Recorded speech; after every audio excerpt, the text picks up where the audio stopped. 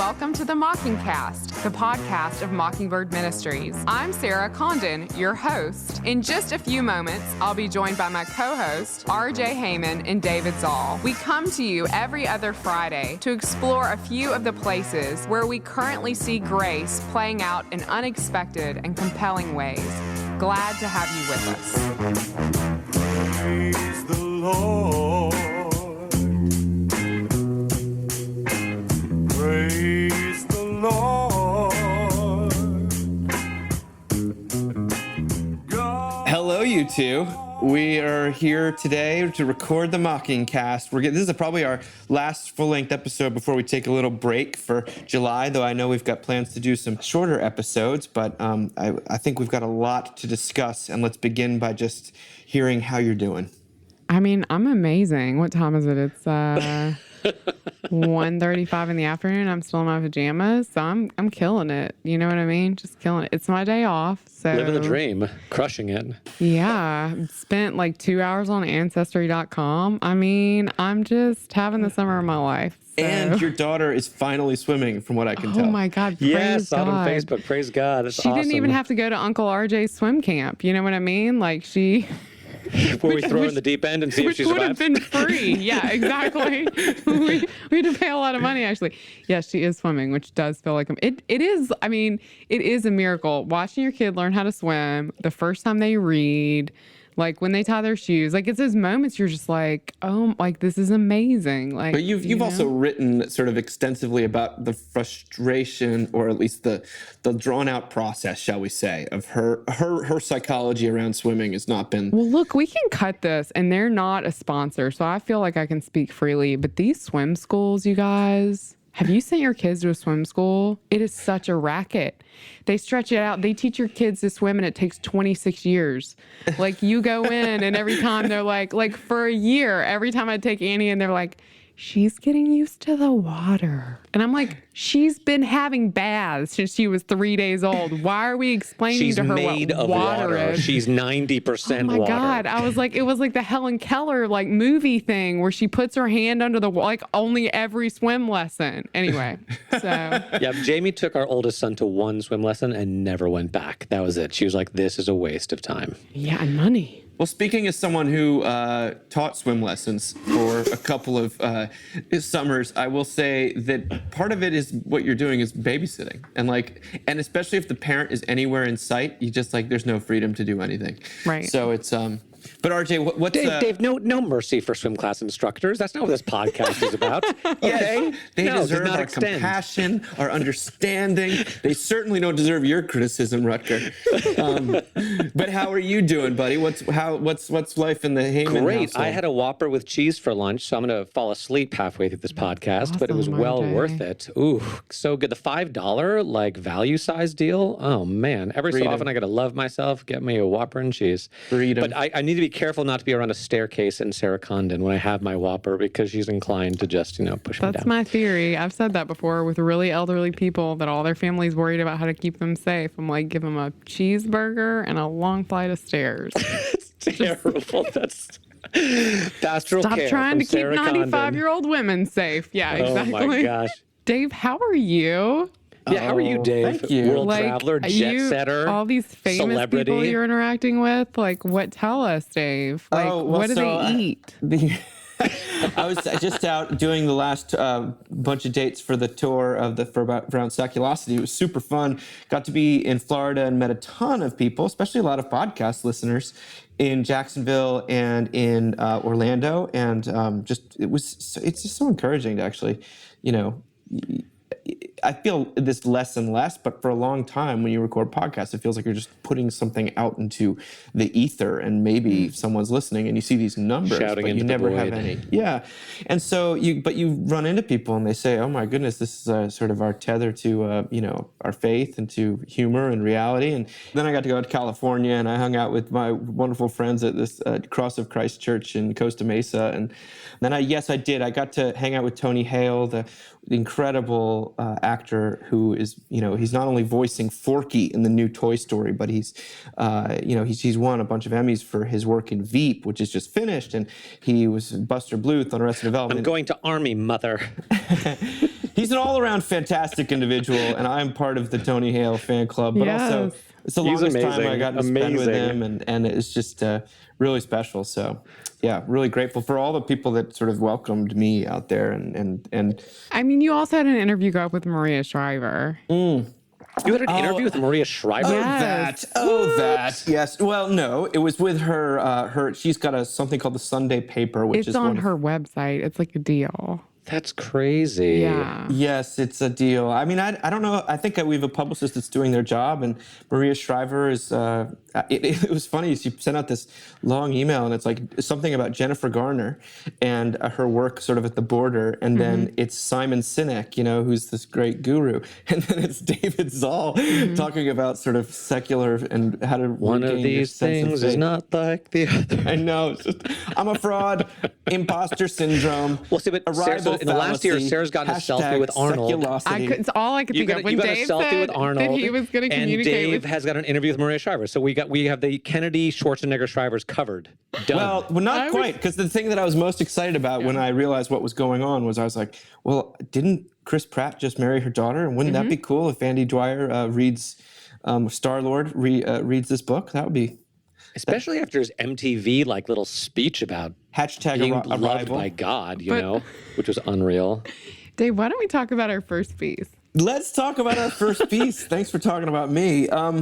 We're talking about the devil this week. And Sarah, this is partly prompted by something that you wrote. And then you wrote this wonderful thing on Mockingbird about stop blaming the devil, like you can sin all on your own.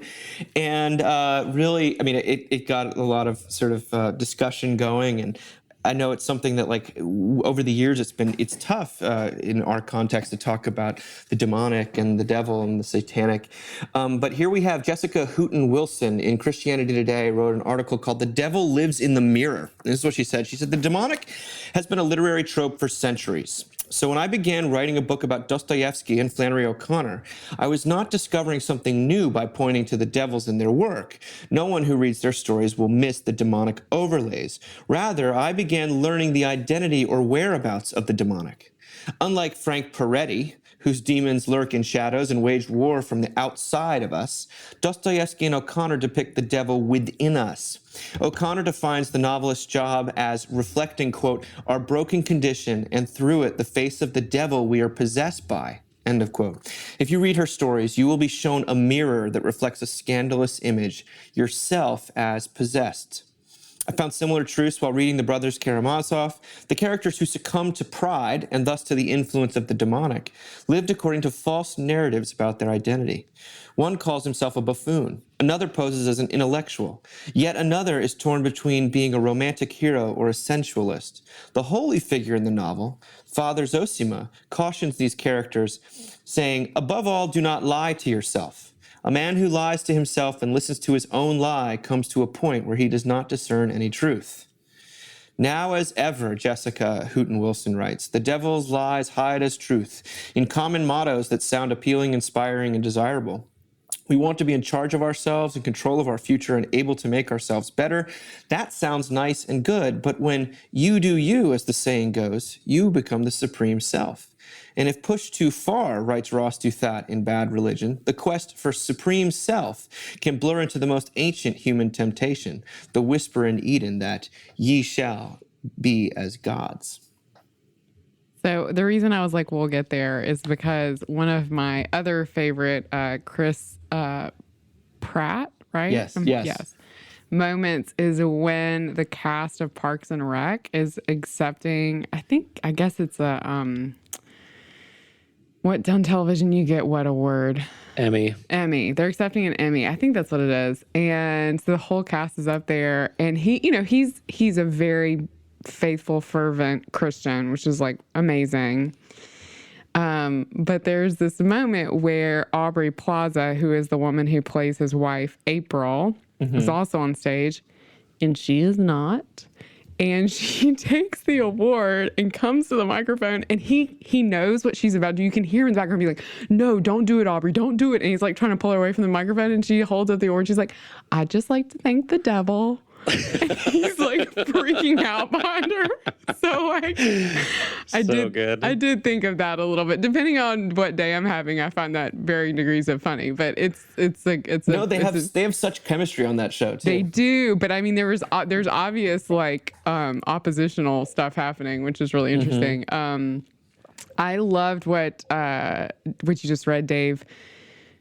The part that really resonated with me is what we hear in culture right now, which is this like, you know, you do you kind of stuff. And I'm always like, you never want me to do me. Like, that's such a bad idea. Like, you know not what you ask. I would not have any friends. My marriage would be over. You know what I mean? Like CPS would get called. Like, you like don't encourage. Like, I think that's in some ways such a bad thing to encourage. So you doing you is a really bad idea. Not something I think that we should encourage other people to do. But also the thing about the demonic stuff that I find interesting is that we're often obsessed with, when we think demonic, we think exorcism. Like, that's really where people's brains go. They go to like worst case scenario, which I think is always what we do when we don't want to deal with it in our own lives and our own selves, right? Like, it's like we'd rather just like access the horror movie version than like deal with the fact that like we enact evil, you know, on a pretty regular basis. So, and the piece I wrote just because I get really tired of Christian communities and people doing this thing where, like, if they don't get their way, they often will be like, well, the devil's just after us. You know what I mean? Or if they're people that are sort of on the other side of the issue, then they'll say, well, you know, those people, you know, it's like they're just the devil. And I mean, I understand the impulse. Like, I'm married to a priest who runs a church, and, you know, there are moments that we for sure like will be like, what is happening right now? But I think for me, the delineation, and it's interesting, some stuff happened in the comment section around this, but the delineation is like, you need to ask yourself before you blame the devil, like, am I the asshole in the room? You know what I mean? And I think that often we just skip that question because usually we are. When in doubt. Yeah, when in doubt, you're the asshole. I love these articles. I love that we're talking about the devil, because I do think it's true. I mean, obviously, there's a whole subset of American evangelicalism, fundamentalism, Pentecostalism, whatever, that's obsessed with the demonic and the devil. But for most people, and especially kind of most mainliners, you just really don't want to talk about it, about even being a thing. And I do think that, you know, I think it was Baudelaire who first said, you know, the greatest trick of the devil is convincing the world that he doesn't exist, and right. and that we in the Western world are very good at doing that. But I think he does exist, and if there's one thing Jesus did, it's drive out demons. Like, he engaged with the spiritual realm a lot. It made me think about what Luther said about us being double, like beast with two riders, that we as humans are beasts who are always alternately being ridden by God or the devil.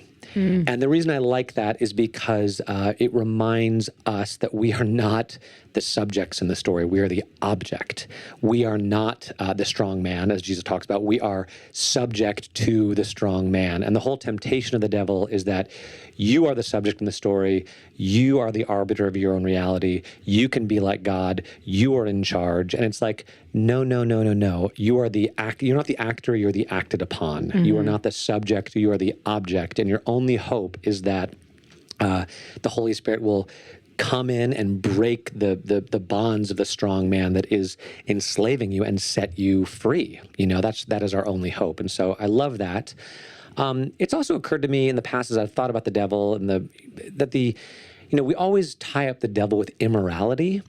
But if Christianity is justification by faith, then it's not the devil's job to create immorality. It's the devil's job to destroy faith. And those are two very different things. And let's face it, immorality can actually be very helpful for faith, and supposed morality can destroy faith. And I think one of the devil's jobs is to convince us that we're bigger and better and stronger and holier than we are, and that we need God less, right? And so the work of the devil can oftentimes look like moralism, legalism, Pharisaism, and not honesty, brokenness, transparency, which I think is where faith flourishes. And then the last thought I had, actually, this just occurred to me this past Sunday, because the lectionary reading is that famous story where Jesus encounters the Gerasene demoniac, the guy who's like Legion, has all those demons, and Jesus sends them into that herd of pigs to drown themselves, which is, I think, definitive proof that Jesus probably would not have been an animal rights activist. But that's a different story. What I thought was striking about that story, I'd never realized before, was that the demons beg Jesus not to send them back into the abyss. Yes. And he grants their request. Like, Yes. he has compassion on the demons. Isn't he has that mercy crazy? on the demons. Yes. what is what is going on I've never here? noticed that. I noticed that It for the was first time like a few weeks. crazy. Yes. I'm so glad. He's like, yes. he's like, yes. They begged him, do Yes. not send us into the abyss. So there was a herd of swine, and they said, please let us go into the pigs. And he permitted them to merciful. go into the swine. It was merciful to the demons. And I was like, what is happening? So I got to think more about that. But I found that to be, those are my current thoughts on the devil. It's so interesting to hear from you guys where you're at with this. I remember a couple of years ago, actually, on this podcast, we had an interview with Richard Beck, who a theologian who wrote a book called Reviving Old Scratch, which was about he was sort of a self-described progressive Christian trying to talk about the devil and how it's a classic thing where, again, usually you think of the devil, you think of very conservative Christians talking about personal attacks or evil, personal, bad people doing, reading too much Harry Potter or something. But then Disney movies. Yeah, but then then he was like saying, well, in his context, in sort of a blue state context, you're constantly talking about systemic injustice and these systems that are sort of preying upon people. And in fact, he was trying to reclaim the demonic as the diabolical language for that.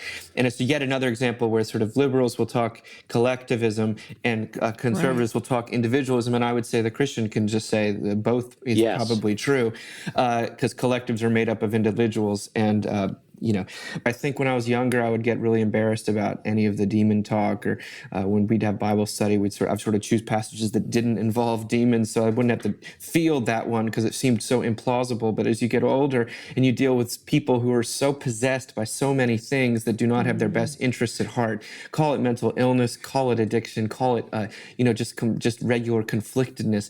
It's not a tough sell, at least for me personally, and in the people that I speak with. This kind of spiritual realm of life where there is evil, where there is some, maybe you have too many of the Flanders, with the horns and the tail image in your head, or Donald Duck on the shoulder, or some things to take that seriously. But it's not hard to look around at the world. What's harder to discern from the world is the existence of a loving God than the existence of sort of malevolent forces.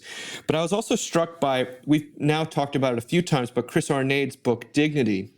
And Sarah, remember the only places on the streets that understand? Oh, yeah. I posted another quote from it the other day when he talks about going to the South Bronx from being sort of on Wall Street, a very poor neighborhood. He said, everyone I met in the South Bronx who was living homeless or battling an addiction held deep faith. Mixed with faith in God is a strong belief in the reality of evil. Crossing the bridge into Hunts Point, Takesha looks out the window of my van. She says, this place is so bad and evil. It's like so simple to walk across the bridge, but it's like you can't go across. You understand? This place is evil. It's possessed. It's evil. I've been here a long time. There are bad spirits here. I've seen good people. I've seen people that have family jobs and they come here and they get dug in, and 2 weeks later they're living in a cardboard box. And he gives a number of other examples. And he says, when you're up against evil, whether the mysterious efforts of demons or the all too explainable effects of drugs, the front row, meaning Wall Street's world of science, education, and smart arguments, doesn't do much for you. I found that kind of speaks to where we are. It's not super comforting. I think there actually is something about knowing that God is sovereign, and not that God causes these harmful things, but that God will, it's very of the Psalms, that God will pull us out of the hard things, that God knows that the hard things are in this world. And so I think I struggle a bit with, I think it's about where you find comfort. And, it's a fleeting thought I have where I'm like, oh, I feel like the devil's hounding us right now. You know what I mean? And honestly, a huge percentage of the time, I think that it's just me being the legion of my life. And not the devil. I mean, we can have a whole long conversation about whether or not the devil is in us and all, if it's us or the devil and all these things, we can do that. But for me, the comfort is not there. The comfort is in this sovereign God who sees us through these hard things. So. Totally. Yeah. I don't know. We're not here we don't have to figure out where one ends and the other begins. I think it's. And they're not necessarily mutually exclusive. Yeah. Right? Like it can kind of be both and. But I think still, Sarah, your point is well taken, to take our own sins seriously and tell ourselves the truth about what we are capable of on our own. Right. Rather than trying to kind of pass the buck to someone else as if it has nothing to do with us. Well, if anything, what Brothers K is saying is that the devil is in the act of not telling the truth about your own sort of low anthropology. Yeah. But it's not to say that you are therefore indulging in kind of some sort of form of self-loathing. In fact, as we get to the next piece, which is, and that's surely not the last word, I think, on any of these subjects, but is wonderful. No, that's it. That's all we have to say about the devil. I could talk about Moving the devil on all day long. Okay, that's keep right. going. Put a pin in it. Wonderful. I'd like to thank the devil for this award. Okay, Heather Havrilesky, who we enjoy so much, she wrote, this is actually back in March, but I missed it, and it's an unbelievable article called, Is Marriage Obsolete? So we're from the devil into marriage. You draw the connection. She says, my younger daughter often proclaims that she will never get married, no matter what. And why should she want to? As much as I prefer to believe that her father and I are setting a shining example of affectionate, radically open communication, the reality is that she's had a lifelong, all-access pass to the tedious diplomacy of marital negotiations, the low-key squabbling, the mutual suspensions of disbelief, the subtle undermining, the ever-increasing codependence. It's not surprising that all my daughter wants when she grows up is a tiny house, a subcompact car, and a mini Australian Shepherd. And honestly, there are days when the prospect of growing old next to a mini Aussie doesn't sound so bad. To be married is to have the words, "This is all your fault," eternally poised on the tip of your tongue. Marriage can feel like a moral litmus test in this way. Your challenge is to maintain your composure as the staggering deficits of the highly ineffectual human by your side come into sharper and sharper focus. My daughter's lack of interest in marriage is not exactly an anomaly. 45% of all Americans 18 and older are now single, and more than half of Americans surveyed said that getting married wasn't an important part of becoming an adult. Whereas marriage was once seen as a joint effort to achieve the good life, these days marriage looks more like a joint attempt to live your best lives, together and separately. So why do I love this tortuous state of affairs so much? And listen to this, guys. This got me. But there's something distinctly reassuring about breaking down, falling into disrepair, losing your charms, misplacing your keys, when you have an equally inept and irritating human tolerating it all, in spite of 1,000,001 very good reasons to put on his walking boots and take his love to town. Marriage can't simply be about living your best lives in sync, because some of the peak moments of a marriage are when you share in your anxieties, your fears, your longing, and even your horrors. That commitment, the one that can withstand and even revel in the darkest corridors of a life, grows and evolves and eventually transcends a contract or a ceremony the way an ocean overflows and subsumes a thimble of water. By unearthing our most discouraged moments together without turning away, by screeching at the moon side by side, admitting that this is all our fault, we don't just reaffirm our love, we reaffirm our shared and separate ability to face the unknown from this point forward. That's why sickness and death are key to marriage vows, because there is nothing more divine than being able to say out loud, today I am really, truly at my worst, knowing that it won't make your spouse run for the hills. My husband has seen my worst before. We both know that our worst is likely to get worse from here, and somehow that feels like grace. She's got away with words, that Heather Havrilesky. What do you guys think? I'm going to say... So this Wednesday, this coming Wednesday, is our 20th anniversary, which is amazing. And I really can honestly say I feel like our marriage has never been better than it is right now. And I'll say part of that is because We've been in pretty consistent therapy for the last 2.5 years, which has been really, really good. But I think it feels like we, and maybe just I, have had some breakthroughs recently, like within the last 6 months. I think I remember right after our last kind of big fight, for some reason, I woke up the next day, or maybe it was later that day, and I sort of said to myself, and this goes directly to what Heather said about, what is it? This is all everything is your fault. This is all your fault is constantly on the tip of your tongue. I sort of said, I'm never going to criticize my wife again.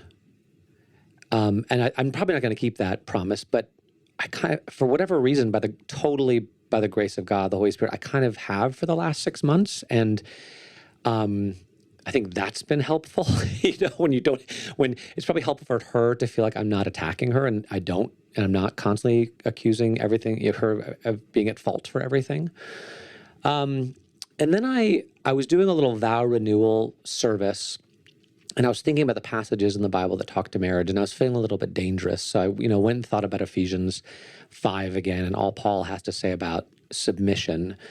And I was thinking about Esther Perel and what she says in her amazing podcast. Oftentimes when her couples are in conflict and they can't agree about sort of what happened or why it happened, and they can't come to a shared version of the story that led to their particular place. And she'll say, basically, it doesn't matter. Like, it doesn't matter what happened. It doesn't matter what the truth is. What matters is that you can listen to each other and empathize with one another, and put yourself in the other person's position and really believe and understand and feel how they feel, and want something different than that for them. And I realized I think that's a little bit what submission is. That submission in marriage is the willingness to submit to your spouse's version of events and view of reality and emotions. And again, being willing to set aside, if just for a moment, your own grievances, hurts, point of view, as valid as they may be, and actually listen to your spouse. And then in turn, hopefully be listened to. That is where kind of relationship happens, where love happens. And the last thing I'll say, I love what she says about being before another person at your absolute worst and being accepted anyway, because that's another thing I've thought a lot about as I've done, dozens and dozens of weddings over the last few years, that I think marriage at the end of the day is two people standing naked in front of each other in every conceivable way, emotionally, physically, financially, spiritually, seeing each other for who they actually are, warts and all, and still loving each other, and how horrifying that is, but also how healing that is, and how it runs counter to our, sense of safety to stand naked in front of another person that way. And yet, if we want to have intimacy with another person, that's kind of the only hope we have. So those are the thoughts that were raised by this article. Yeah, I mean, I totally agree. I definitely think people shouldn't get married these days, and it makes sense as to why they do not to me. It makes full sense as to why they do not, because we live in a culture where people are told things like you do you, and you have personal autonomy, and, a certain amount of, let's just call it demonic affirmation. And that's a pretty normal way that we talk to each other, and a normal way we encourage each other right now. And so all of the things that a happy marriage requires, I think, go completely against that. So definitely don't get married. If you are all serious about holding on to your autonomy, your freedom, your memory, the way you remember things, your choices. Your right to be right. Your right to be right. Your rights. Try being a married woman in 2018 who was raised by first generation feminists. It's there's a whole narrative I have that I was raised with, a lot of girls my age are raised with, which is great, right? We're all boss ladies now, but also we were raised with this you were always right. You have all the rights. You are right. You are right. And so that's always in the back of my head when I'm fighting with him. well, I can just walk out. I can do whatever I want. And like that actually doesn't work. And so, because it just means we fight a lot, and I feel righteous indignation, which is just such an amazing feeling. So productive. It feels so good. Oh, it's like I'm so right. like- Oh, it feels so good to be so right. It's like eating cake. But it just actually doesn't lead to anything. I don't know. I mean, I think in my own marriage, and we've done a little marriage therapy, and I really kind of wanted to end marriage therapy pretty quickly because I'm not as good a person as RJ. As soon as I got in there and realized I was the problem, I was like, we're done here. We're done. Thank you for your services, ma'am. We're done. Where did you study? Yeah.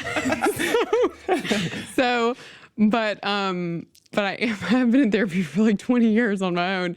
And one thing that I have learned, because my inclination is always to be the righteous one in the room, is that I'll just be like, because I have to say something. Like, I can't not say anything. Like, I can't just go with it and not say anything. So the thing that I started saying is like, okay.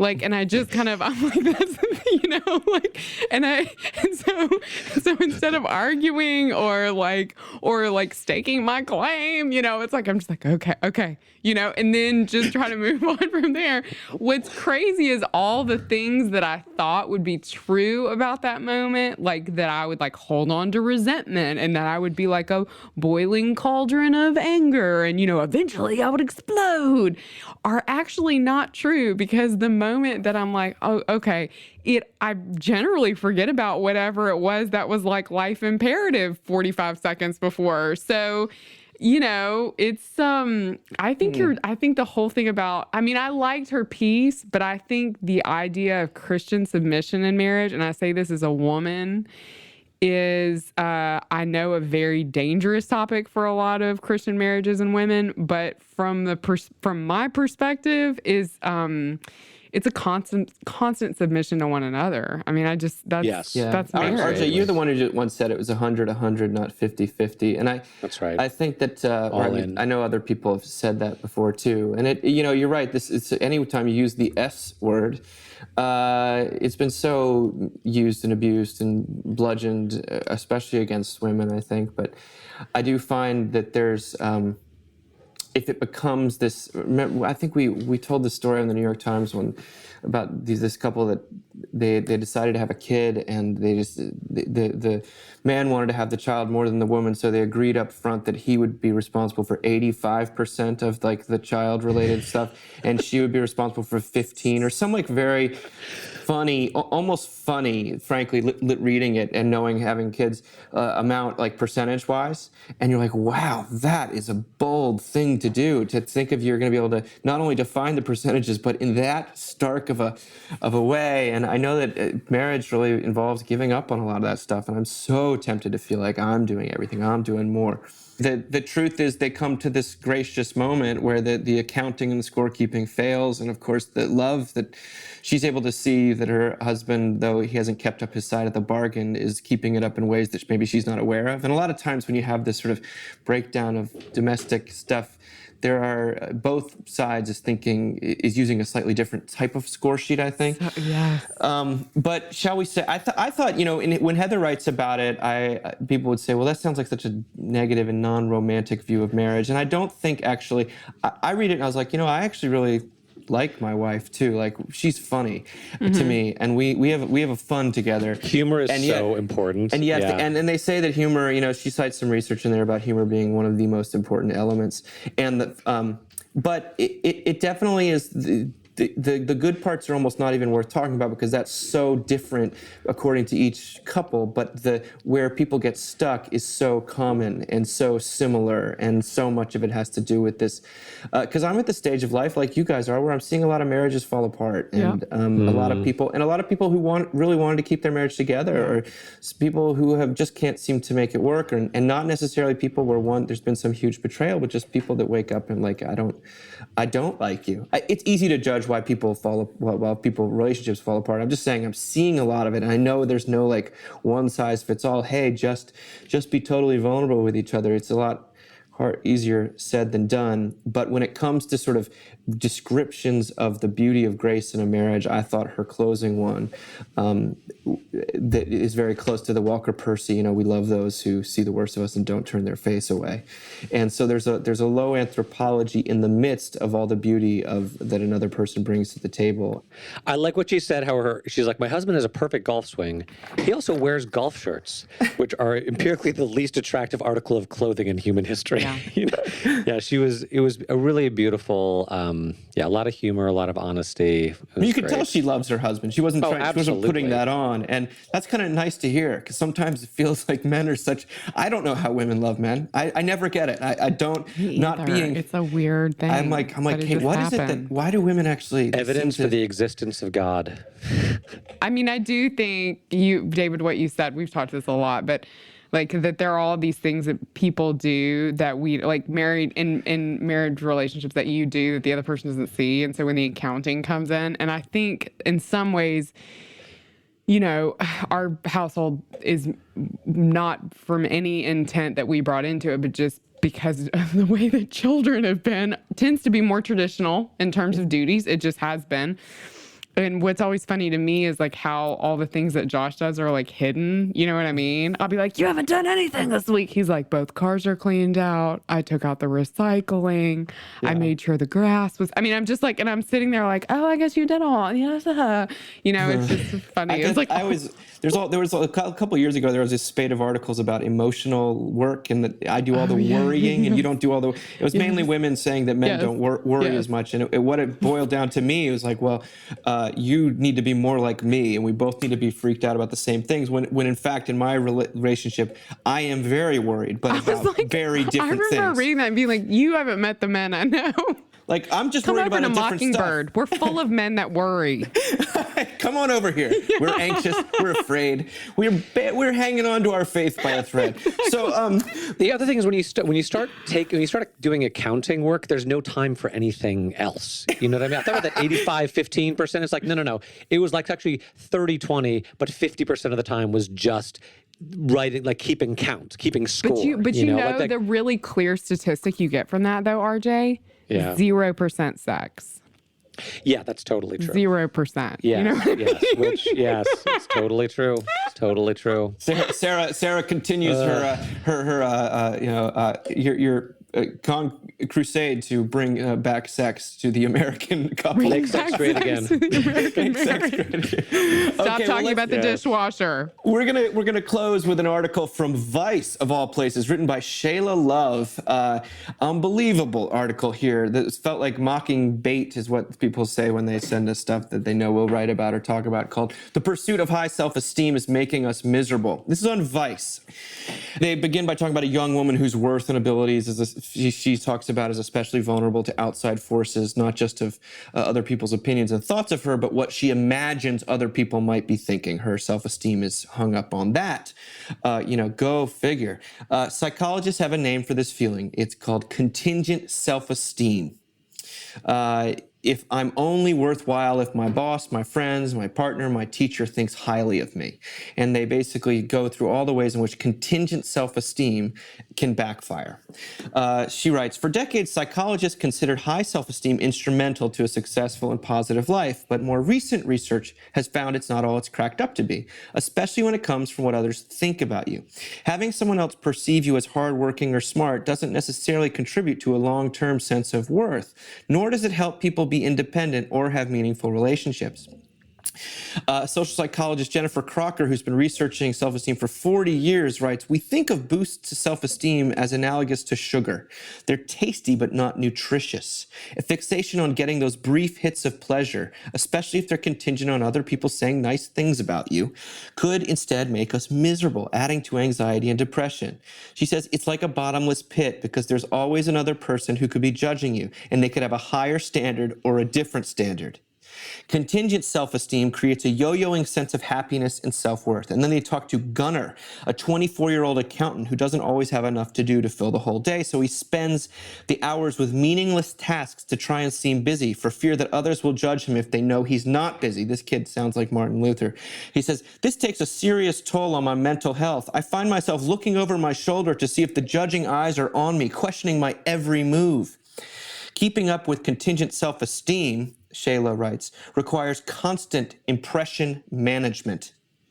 People who rely on contingencies for self-worth end up in a vicious cycle of chasing approval, finding it, and going on the hunt again. That's exhausting and can also make it harder to achieve your goals in the first place.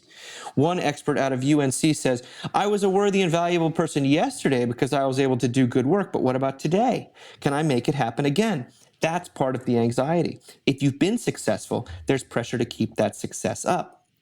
Ironically, impression management and contingent self-esteem can end up making a person a bit self-centered and hurt our relationships. When you are constantly worrying about how you're being seen by others, you can stop paying attention to what other people really need. I think the message is not, the same expert, Amy Canavello said, the message is not don't care about what other people think of you.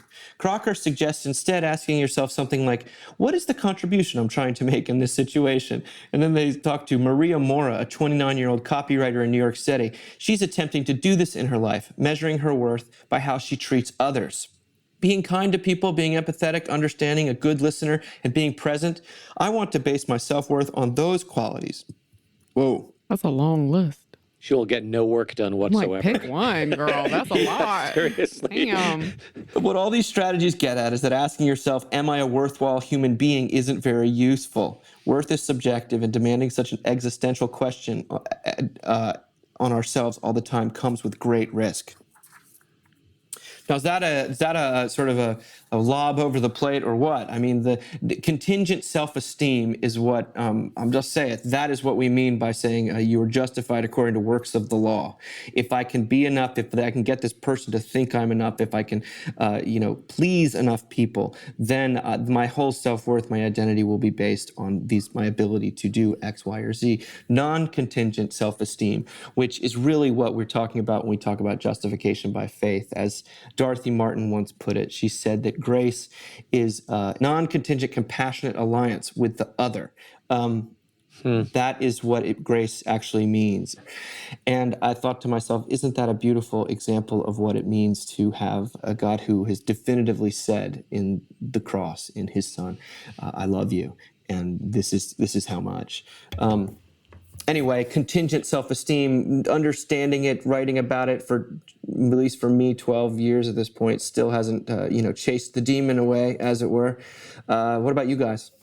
I think a lot about kids when I think about this, just because I think about the kind of like teachers that our children have had, and that we've had the teachers that it's like contingent, and we've had the teachers that it's non-contingent, and how different your kids respond to them. My son just finished second grade, and he had this just remarkable teacher. And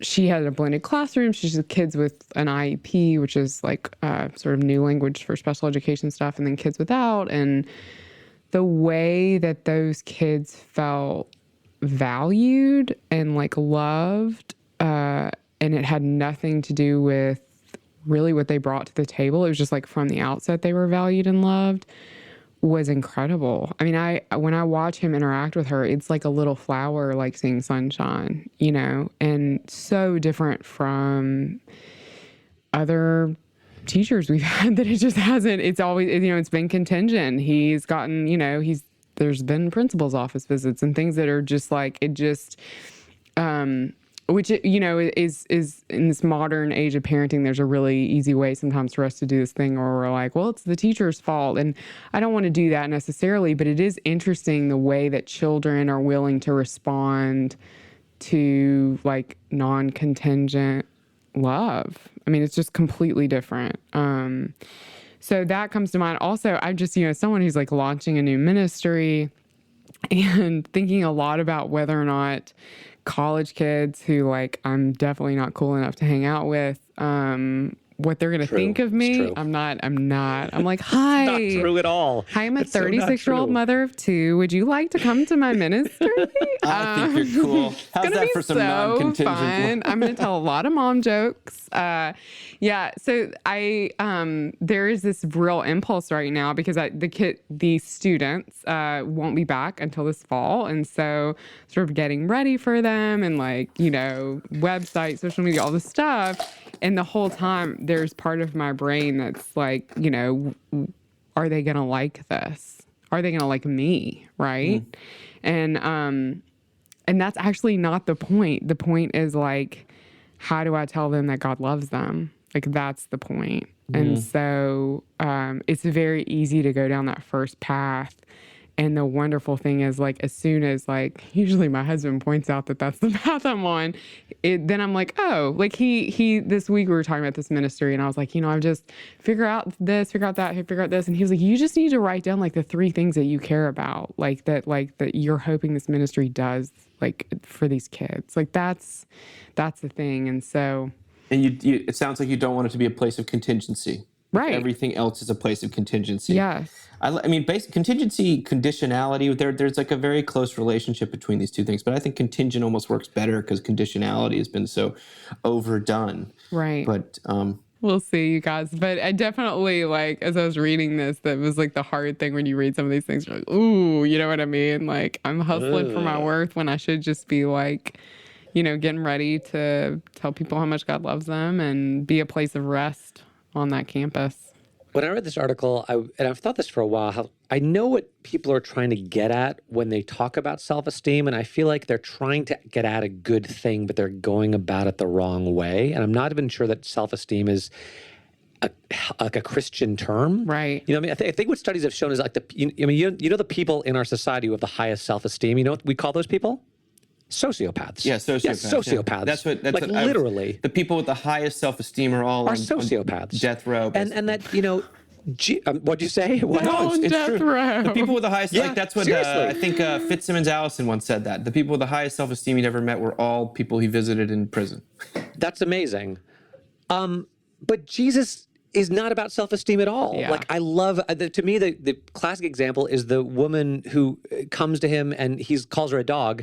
And then she's not like, call me a dog. She's like, yes, but even the dogs eat the crumbs under the children's table, And he's like, for such an answer as this. And it's not blessed are the ones with large self-esteem. It's blessed are the poor in spirit. Right. And to And that's me, not the same thing as low self-esteem either, I don't think. No, it's not. No, it's not. It's But transparency. to me, Christianity isn't about self-esteem. It's about humility and belovedness, right? Belovedness. And that's what we were talking about in the Havrilesky article too, is like, when husband and wife are able to look at each other and be like, you're the worst. And God, I love you so much. When you see someone for who they are and you see yourself for who you are and you come to your spouse and you say, what did the husband say? Like I had this thought this morning that I woke up that I'm a total fake and I could never accomplish anything and I never will. And they just laughed about it. And she loved him in spite of it. That's Christianity. It's truth-telling, humility, and unconditional belovedness in the midst of it. And that creates something like self-esteem, but it's not self-esteem. It's freedom, right? It's freedom. It's belovedness. It's joy. It's hope. It's all these other things like self-esteem. Like I don't even want to think about self-esteem. Like what does that even mean? Now that doesn't mean that I don't love the odd email or note from a parishioner being like, He loves them. that's this. I have a Send drawer. more. I literally have a drawer full of them. Aaron Literally. Zimmerman is awful. R.J. Heyman is amazing. Exactly. He's got 4 stars. He puts it I up with a love them, and I sticker. go back and read them, and I'm like, look, I did something good. It's like a little fix. She's right. It's like sugar. It's not nutritious, but at the end of the day, it's not going to get me anywhere. All that's going to matter is like Jesus loves me at my worst. And maybe Jamie does too. Maybe my wife does too. Loves me at my worst. And some of my friends love me at my worst. Like that will get me through the day. The little self-esteem shots, yeah, they feel good for like a few minutes and then they fade, and I'm not always going to get those. So anyway, that's my rant. I keep thinking about when I was I was a kid in the 90s when the self-esteem movement was like really full force. The greatest love of all. Yes. I'm And there- going to bag on Whitney a little bit. Sorry. There was Say a Whitney. program in the public school system called I'm Special. And there was a mom who wore, in my memory, and I'm hoping I'm not wrong,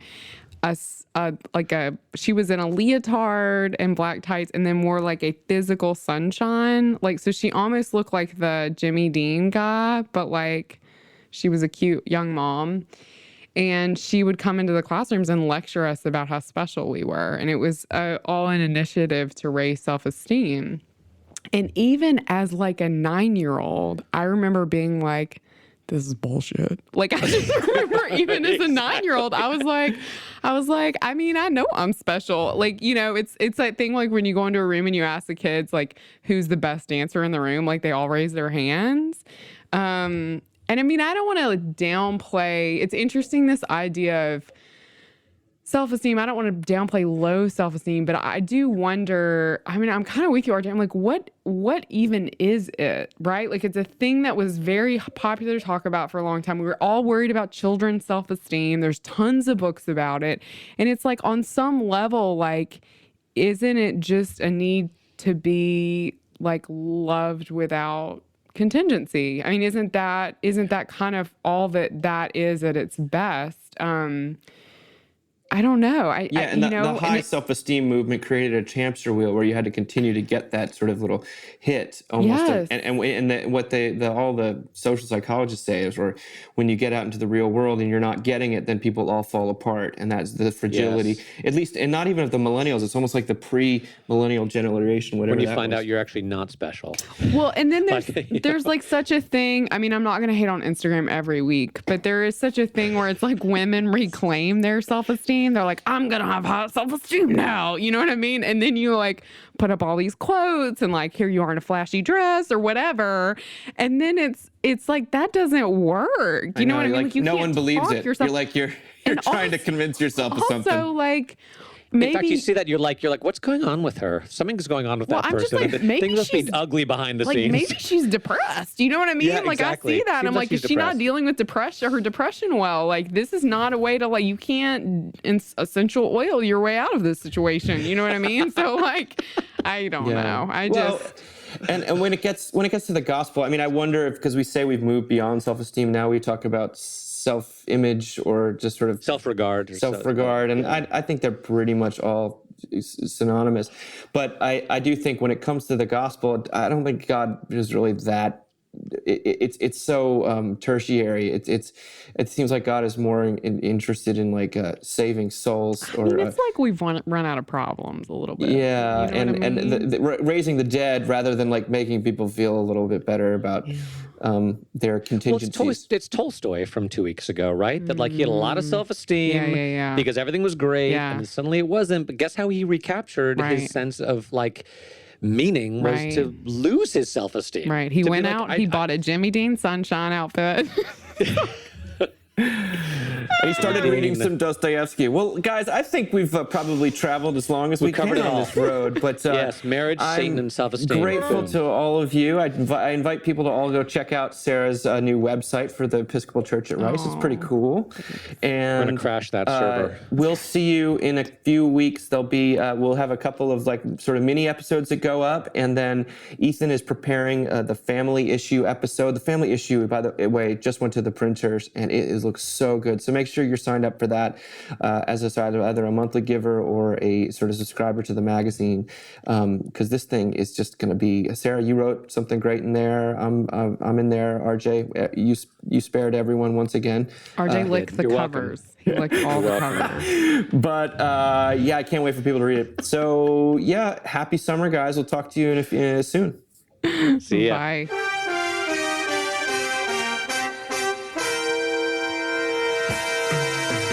Thank you for listening. Remember, you can find us on the web at www.mbird.com. And we'd always love to hear from you at info@mbird.com. Audio production for the Mockingcast is provided by the Narrativo Group, and if you like what you've heard, please do drop over to iTunes and leave us a rating and review. Until next time.